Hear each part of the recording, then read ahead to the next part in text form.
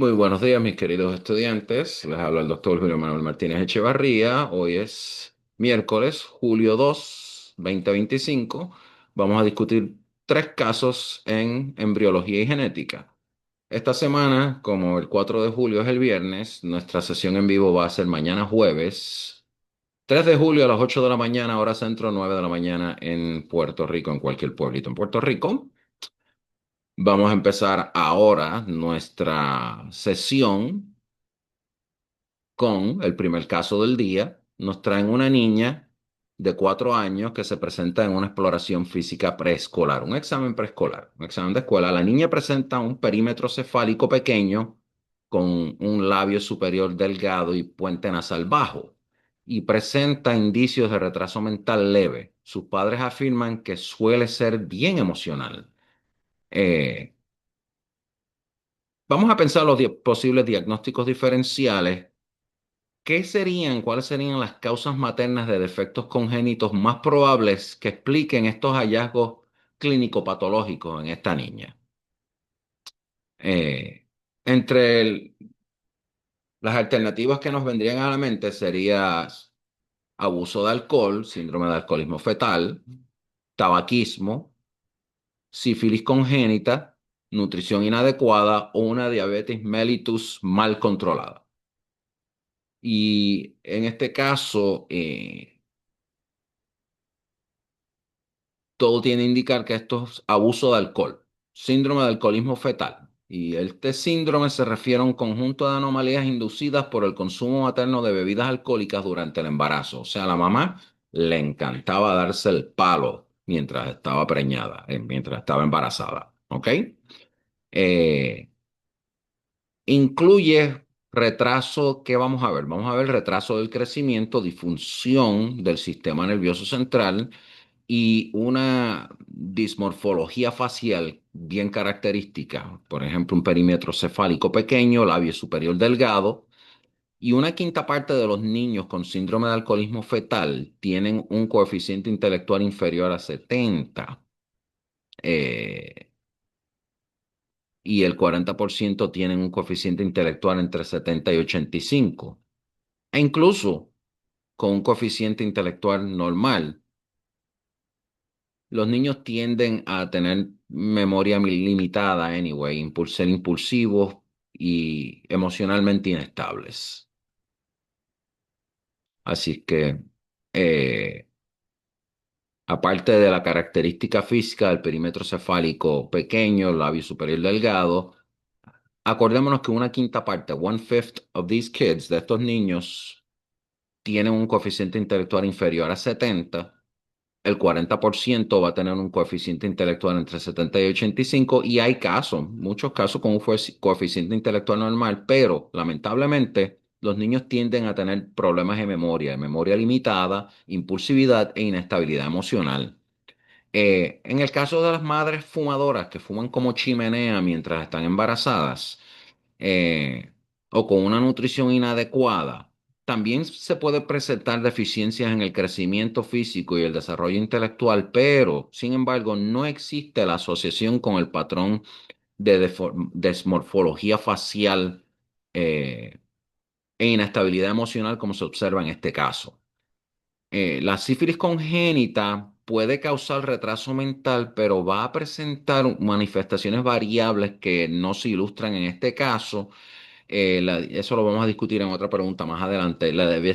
La diabetes gestacional no causa retraso mental. Así es que estamos viendo un caso de síndrome de alcoholismo fetal.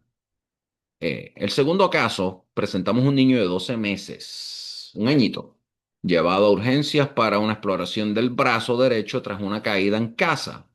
Estaba jugando, se cayó y la exploración física, un X-ray, el rayo X, la radiografía de la extremidad revela una fractura reciente del cúbito derecho y evidencia de fracturas adicionales en consolidación. Antes de que brinques el charco y llames a la policía pensando que es un caso de abuso, observa que la niña tiene escleróticas azules.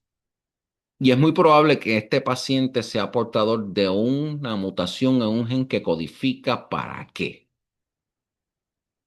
Esto es un caso típico de osteogénesis imperfecta, que es un defecto, una mutación, un gen que codifica el colágeno. No es un caso de abuso. Lamentablemente hay muchos casos que se reportan de osteogénesis imperfecta como si fuera abuso y no son abuso. Eh, la osteogénesis imperfecta, enfermedad de los huesos de cristal, es un grupo de trastornos hereditarios que se manifiestan principalmente como una fragilidad ósea como en el caso de nuestro paciente, y los defectos genéticos en los cuatro tipos de osteogénesis imperfecta son heterogéneos, pero todos afectan la síntesis de colágeno, todos. Colágeno tipo 1, todos van a afectar la síntesis de colágeno tipo 1.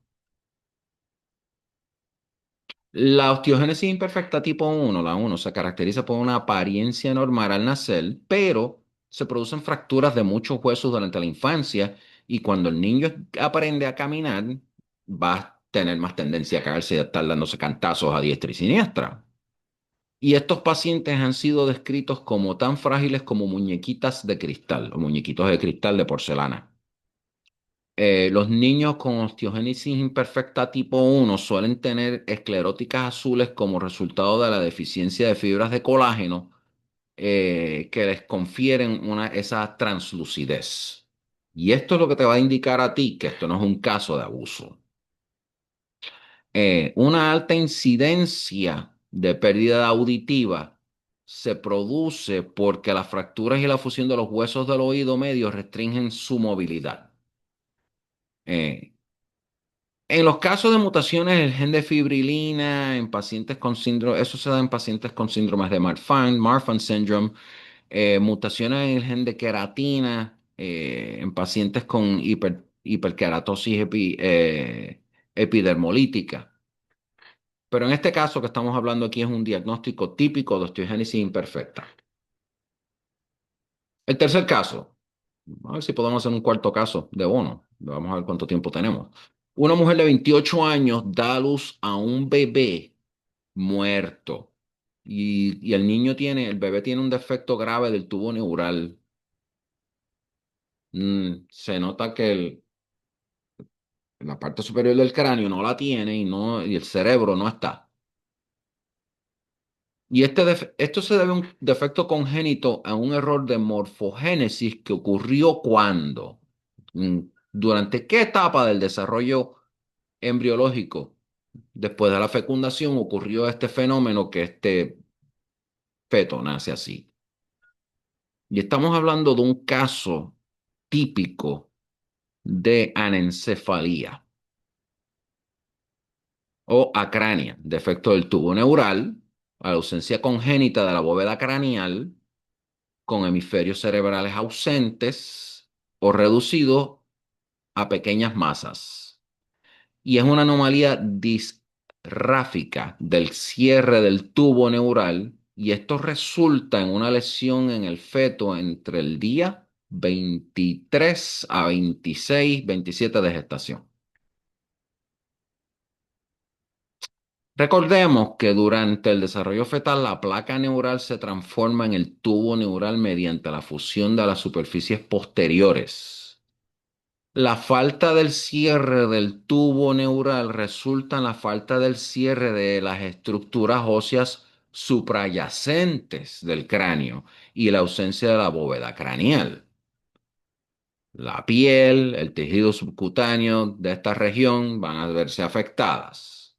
O sea, van a ser sin esa parte superior del cráneo. El cerebro expuesto está incompleto o ausente, como en este caso, y la formación e implantación de blastocitos ocurren entre los días 1 y 10 después de la fecundación. No pensemos en eso, esto es un típico caso de acrania, anencefalía, debido a un defecto del tubo neural. Vamos a hacer un caso de bono. Un hombre de 20 años examinado por un nuevo médico. Este es el cuarto caso, pero es un bono. Cuarto caso, un bono. El médico es nuevo, pero un médico se integra a esta práctica y este médico descubre numerosas manchas pigmentadas y unos tumores cutáneos pediculados en el tórax. Mm. La biopsia del tumor, y esto es un high yield question, esto es un caso típico de USMLE. La biopsia del tumor revela una neoplasia benigna derivada de células de Schwann. Ni el padre ni la madre del paciente presentan signos de esta enfermedad. Alguien es portador, ¿no? Es muy probable que este paciente presente una mutación en un gen que codifica a qué proteína. Y la proteína que estamos hablando aquí es la proteína activadora GTPase, la neurofibromatosis tipo 1, NF1, que se caracteriza precisamente por neurofibromas desfigurantes, como los tiene en el tórax, áreas de pigmentación oscura en la piel, manchas de café con leche y lesiones pigmentadas en el iris, nódulos de Lish nodules en la iris, en el ojo. Y es uno de los trastornos autosómicos dominantes más comunes. El gen de la neurofibromatosis 1 presenta una alta tasa de mutación y la mitad de los casos son esporádicos en lugar de familiares.